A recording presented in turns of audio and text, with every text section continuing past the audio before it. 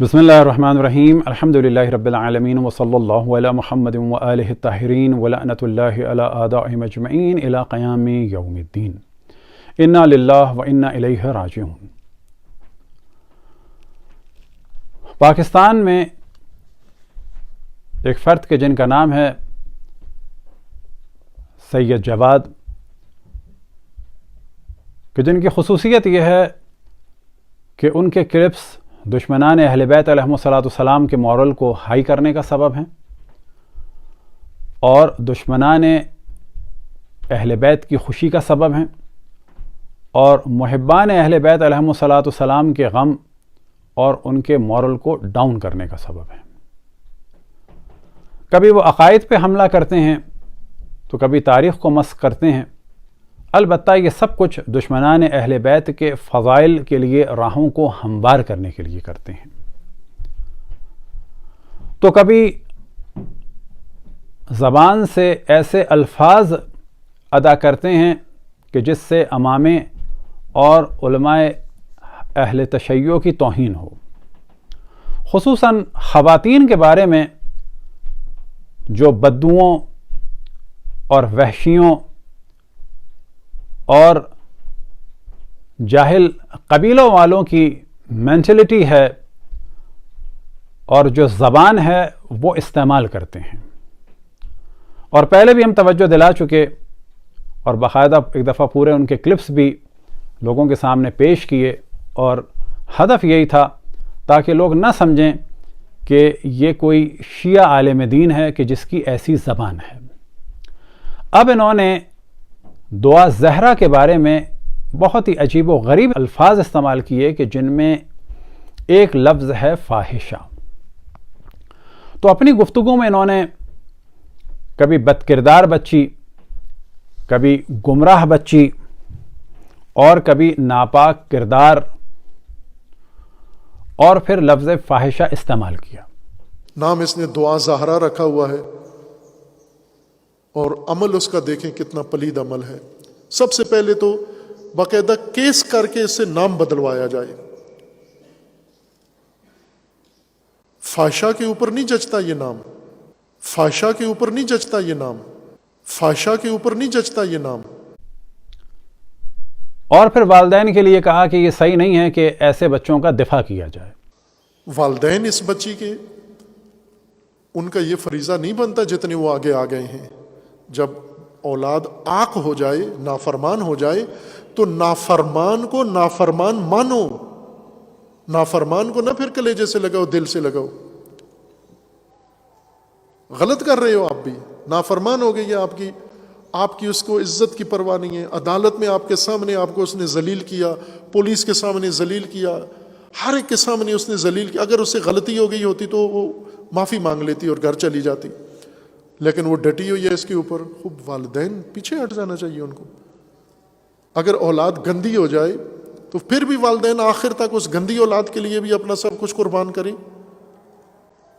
جہنم میں ڈالیں اس قسم کی اولاد کو۔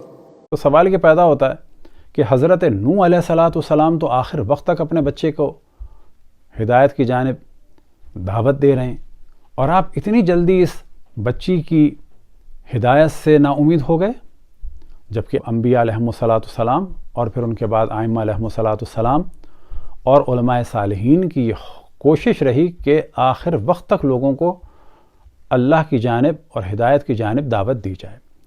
البتہ یہ والدین کی ذمہ داری ہے کہ وہ بچوں کو کسی حال میں بھی نہ چھوڑیں اور آخر وقت تک ان کو صحیح راہ کی جانب دعوت دیتے رہیں۔ اگر کسی کا بچہ ہیروئنی ہو گیا ہے تو اس کے معنی یہ ہے کہ ہم اس کو چھوڑ دیں؟ اگر وہ ہیروئن پی پی کے گلیوں میں بیٹھا ہے اور بے ہوش روڈوں پر پڑا ہے تو اس کو چھوڑ دیں؟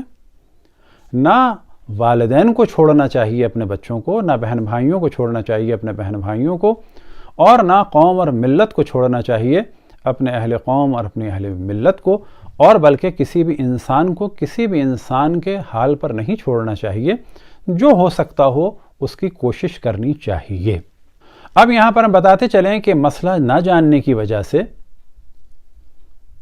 اگر کوئی شادی کرتا ہے بغیر ولی کی اجازت کے تو شادی صحیح نہیں ہے، یہ ایک موضوع ہے۔ آیا اس کے بعد جو جسمی تعلق برقرار ہوگا اس کو زنا کہا جا سکتا ہے؟ تو جواب یہ ہے کہ نہیں. جو بچہ پیدا ہوگا کیا اس کو ولد الزنا کہا جائے گا؟ تو جواب ہے کہ نہیں.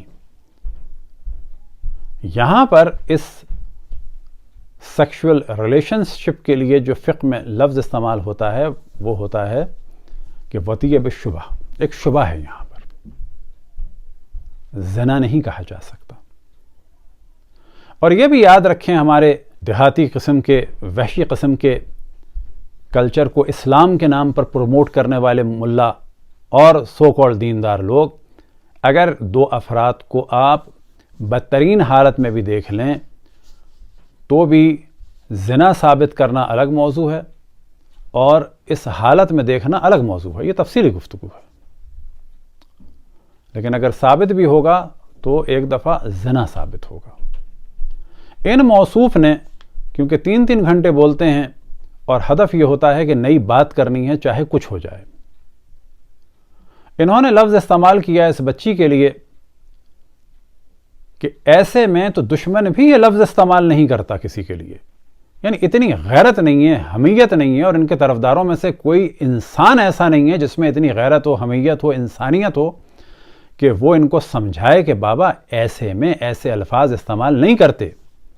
کیا سوچا اس شخص نے کہ ماں باپ پر کیا گزری ہوگی، بچی پہ کیا گزری ہوگی کہ لفظ فاحشہ استعمال کر رہے ہیں؟ اس شخص کو نہ لگتا ہے اردو آتی ہے، نہ عربی آتی ہے، نہ فارسی آتی ہے.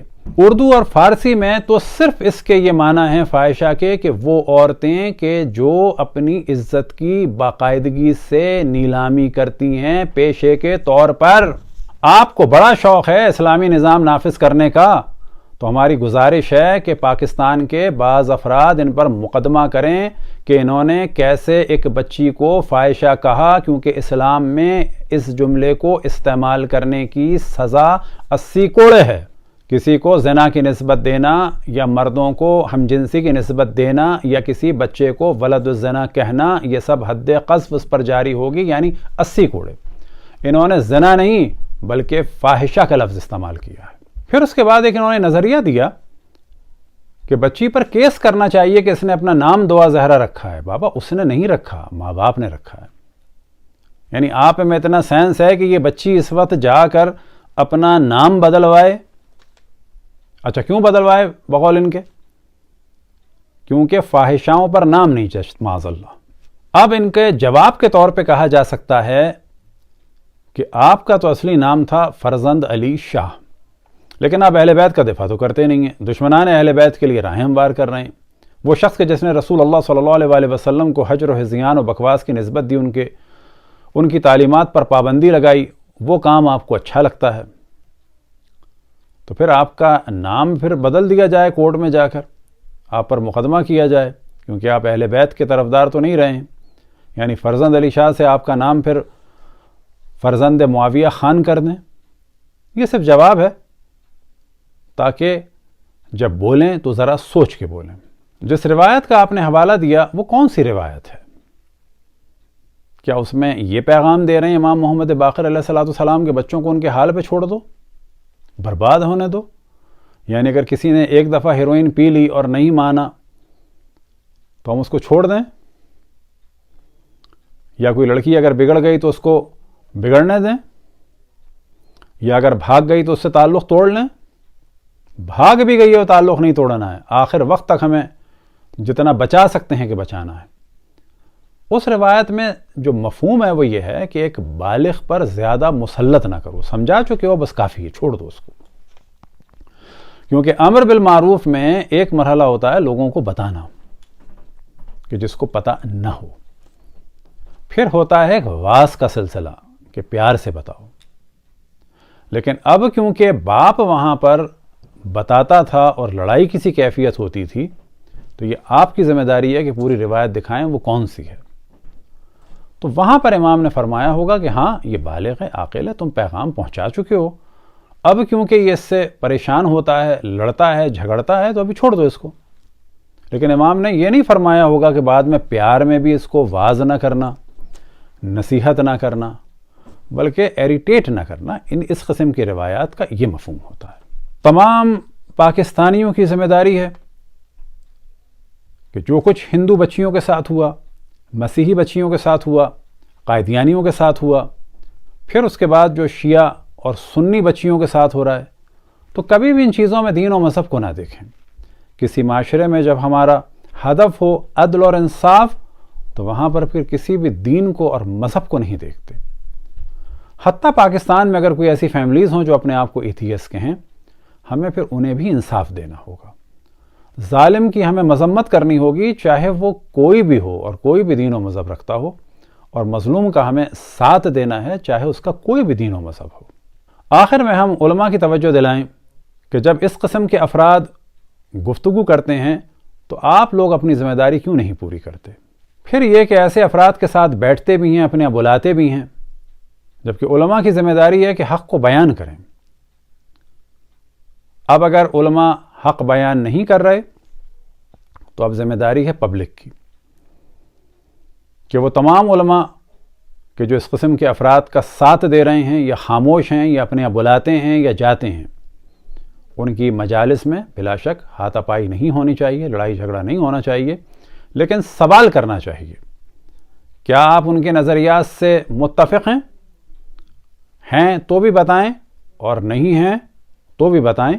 اور یہ مومنین کی ذمہ داری ہے کہ منحرف قسم کے افراد کو، چاہے وہ ذاکرین ہوں اور چاہے وہ اس قسم کے علماء ہوں یا اس قسم کے علماء کے طرفدار ہوں، یا وہ لوگ ہوں کہ جو اس قسم کے علماء سے مل کر ان نظریات کی ترویج کرتے ہیں، کیونکہ ان کی خاموشی تجویز کا سبب بنتی ہے، ان سے سوال کریں۔ کیونکہ بعض لوگ آخرت کے سوال سے نہیں ڈرتے، دنیا والوں کے سوال سے ضرور ڈرتے ہیں، اور یہ سوال کرنا بلا شک امر بالمعروف کی صورتوں میں سے ایک صورت ہے۔ دعا ہے کہ خداوند تبارک و تعالیٰ پاکستان میں اور پاکستان کے باہر جہاں جہاں بھی جس انسان پہ ظلم ہو، خصوصاً جو بچوں کا استحصال کر رہے ہیں یا بچوں کو ورغلاتے ہیں، اور ان میں بھی خصوصاً لڑکیوں کو، تو اس کے بارے میں بیدار ہوں، قانون سازی کریں۔ اور آخر میں ہم توجہ دلائے گفتگو ختم کریں کہ بار بار ہم اس جانب توجہ دلا رہے ہیں کہ پورے پاکستان میں شادی کی ایک عمر ہونی چاہیے، مثال کے طور پہ 18 سال، ہر صوبے میں ایک عمر ہونی چاہیے، اور کورٹ میرج کرنے والی بچیوں کی عمر میں اضافہ ہونا چاہیے، مثال کے طور پر 22 سے لے کر 25 سال۔ اسی طریقے سے لڑکوں کی عمر میں اضافہ ہونا چاہیے، اور ایسے لڑکوں کی کورٹ میرج ہونی چاہیے کہ جو کفالت کر سکیں، اور گھر سے بھاگنے والیوں کو سپورٹ نہیں کرنا چاہیے، کیونکہ یہ سپورٹ اگلی زندگی میں جو زیادہ پاسبلٹیز ہیں وہ ان کی بربادی کا سبب بنتی ہیں۔ اور اگر کبھی ایسا ہو جائے تو گھر والوں کو دوبارہ اپنے بچوں کو ایکسیپٹ کر کے ایک نئی زندگی کی جانب دعوت دینی چاہیے۔ وصلی اللہ علی محمد وآلہ الطاہرین۔